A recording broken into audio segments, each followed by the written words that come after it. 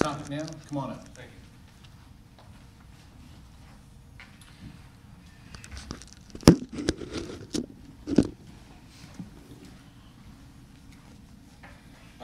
I'd like to thank the court again for the opportunity to come and request a few future agenda items.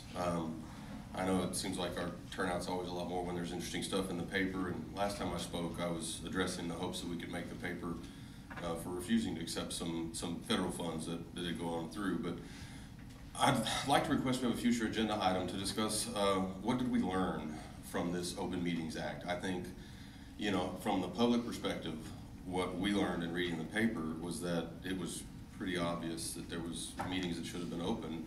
And I think it would help, because the second agenda item, and kind of tied to the first, is how do we trust our commissioners court? If we look through and there were 9 multiple meetings that were obvious to those that looked and made the decision should have been open, and they weren't, you know, nobody up on that stage is a new electee, I guess, with the exception of the judge, sure, and thank you so much, you've been doing a great job so far.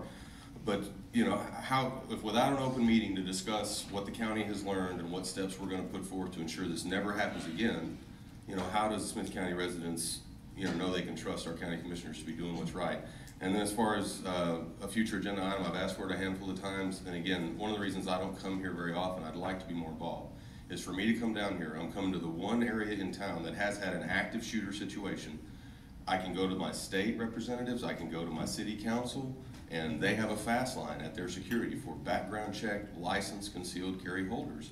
And I think it's rather telling that this commissioner's court is repeatedly in the paper for things like this, is one of the only official entities around that additionally has illegal signage still in their building and won't tolerate citizens, you know, coming and going with the ability to defend themselves all the way up into the building.